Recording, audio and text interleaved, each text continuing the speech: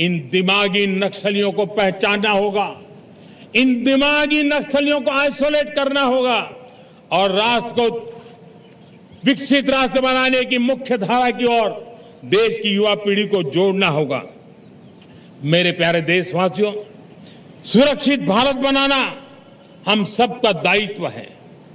चुनौती सीमा के भीतर हो या सरहद से बाहर, भारत हर परिस्थिति के लिए तैयार है। आज युद्ध का नेचर बदल रहा है। अब युद्ध सीमा पर ही होता है, गारंटी नहीं है। आज युद्ध सीमा के अंदर, कहीं रिफाइनरी पे जाकर के, कहीं बैंकिंग सेक्टर को जाकर के, कहीं डेटा सेंटर को जाकर के, एक प्रकार से लड़ाई का नया रूप, इंफ्रास्ट्रक्चर तोड़े जा रहे हैं, फैक्ट्रियां तोड़ी जा रही है। हमने मिशन सुदर्शन चक्र की पिछले सालों घोषणा की थी, बहुत तेजी से उस पर काम चल रहा है। आज डिफेंस एक्सपोर्ट हमारा करीब 50 गुना बढ़ा है। करीब 100 देशों में हमारे अस्त्र शस्त्र पहुंच रहे हैं। वैश्विक पटल पर भारत की प्रतिष्ठा धीरे धीरे बढ़ रही है। बदलते हुए समय में अस्त्र शस्त्र की तरफ काम करना है, सैन्य बलों का सामर्थ्य बढ़ाना है, लेकिन साथ साथ नागरिकों को भी तैयार करना होगा। पिछली शताब्दी के युद्धों के अनुरूप जो सिविल डिफेंस की व्यवस्थाएं हमारे देश में विकसित हुई है, वो कालबाह्य हो चुकी है। और इसलिए मैं आज लाल किले से घोषणा कर रहा हूं कि हम आने वाले दिनों में सिविल डिफेंस का एक वाइब्रेंट नेटवर्क खड़ा करेंगे। आधुनिक व्यवस्थाओं से उनको परिचित कराएंगे। आधुनिक संकटों से नागरिकों को रक्षा करने की क्या व्यवस्था हो सकती है, एक बहुत बड़ा वॉलंटरी फोर्स सिविल डिफेंस का आधुनिक चुनौतियों को पार करने वाला हम बनाने वाले हैं। मेरे प्यारे देशवासियों, राष्ट्र के निर्माण में आज हमारी बहनों बेटियों का योगदान हम सब के लिए बहुत बड़ा प्रेरणा का कारण बना हुआ है। फाइटर जेट हो या सिविल एविएशन, हमारी बेटियां सबसे आगे दिखाई दे रही है। खेलकूद का मैदान हो, हमारी बेटियां आगे दिखाई दे रही है। स्टेम एजुकेशन में भर्ती होने की प्रक्रिया हो, सबसे ज्यादा हमारी बेटियां आगे दिख रही है। आज सेना में भी एनडीए से जो बच्चियां निकली हैं, वो बड़े रौब के साथ देश की सेना का नेतृत्व करने का सामर्थ्य दिखाने लगी है। मेरी बेटियों की ताकत कैसी है। मैं पिछले दिनों साणंद में एक सेमीकंडक्टर प्लांट में गया, वहां आदिवासी बेटियां, देश के अलग अलग कोने से आई हुई बेटियां काम कर रही थी। वो उस गांव से आई थी जिन्होंने पासपोर्ट क्या होता है पता तक नहीं था। वो बेटियां विदेशों में गई, ट्रेनिंग लेकर के आई और आज चिप निर्माण का काम कर रही है और बड़े कॉन्फिडेंस, मैं जो उनका कॉन्फिडेंस देखा, मैं सचमुच में बहुत प्रभावित हुआ था। आज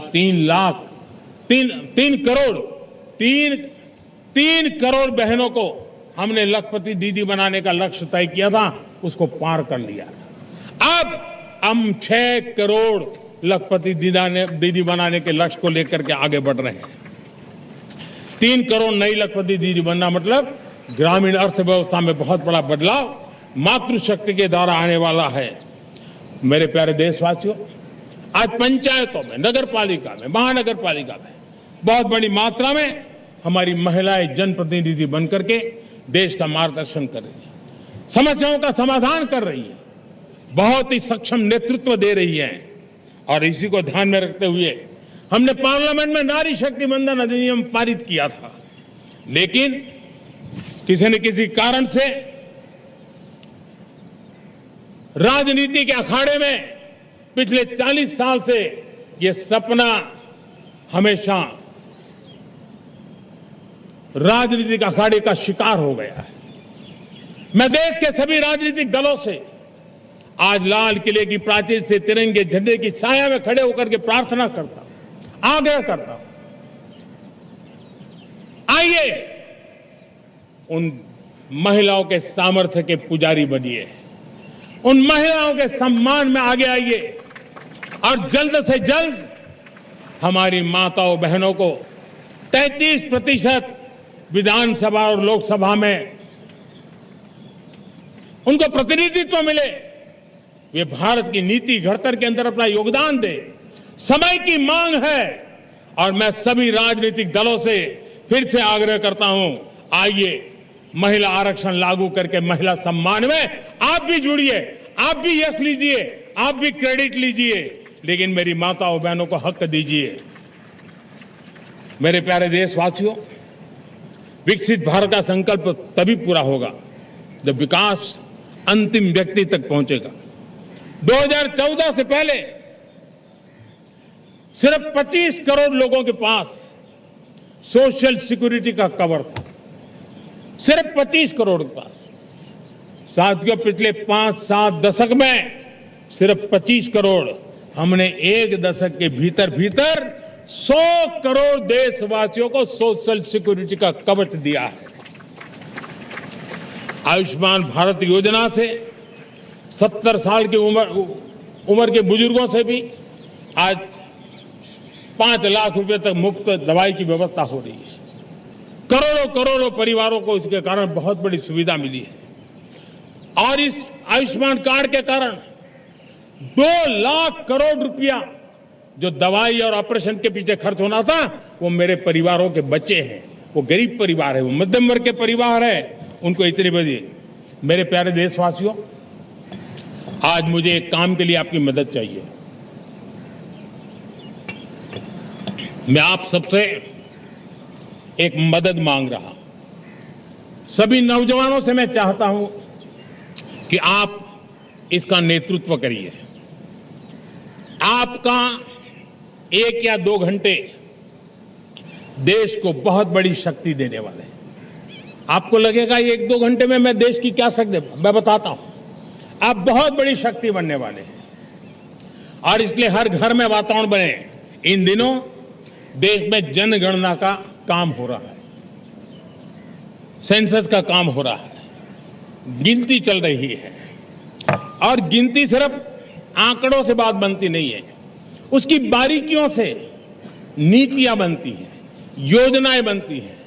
देश आगे बढ़ने की अपनी रूपरेखा तैयार करता है और इसलिए सटीक जानकारियां होना बहुत जरूरी है। कभी कभी जो सरकार की तरफ से प्रतिनिधि आते हैं वो इतनी जल्दी में होते हैं, कभी स्पेलिंग एक लिख देते हैं, कभी अलग लिख देते हैं, और इसके कारण अल्टीमेट परिणाम हमें सही मिलने में दिक्कतें आती हैं।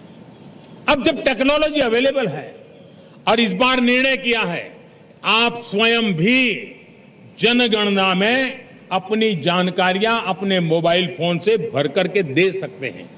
बाद में कोई बाबू आएंगे, कोई प्रतिनिधि आएंगे, आपसे चर्चा करेंगे, लेकिन आप परिवार के सब बैठ करके अगर डिजिटली अपना रजिस्ट्री करवा दे, सारी बारीकियां, स्पेलिंग में भी गलती ना हो, कोई भी जानकारियों में गलती ना हो, आप जितनी परफेक्ट जानकारी देंगे देश को आगे बढ़ने में बहुत बड़ी मदद मिलेगी। और इसलिए मैं देश के नौजवानों को कहता हूं कि आप अपने परिवार के लोगों को बिठा करके पूरे फॉर्म को समझिए, पहले कागज पे फॉर्म को भर दीजिए, कोई गलती है तो करेक्ट कर लीजिए, और फिर टेक्नोलॉजिकली उसको डिजिटली इसको अपलोड कर दीजिए। आप देखिए इतना बड़ा काम देश कर लेगा और देश का समय और शक्ति सही काम के लिए उपयोग आएगा। और इसलिए मेरे देश के नौजवानों को जनगणना के इस काम में सक्रियता से जुड़ने के लिए मैं आग्रह करता हूं। मेरे प्यारे देशवासियों, मैंने लाल किले से पंच प्राण की बात कही थी। इस पंच प्राण ने देश को अपने आत्मगौरव की ओर लेकर के आगे बढ़ने का, लक्ष्यों को पार करने के सामर्थ्य के साथ आगे बढ़ने का एक बहुत बड़ा संबल दिया है। हमें गुलामी की मानसिकता हर पल मिटाते ही रहना है।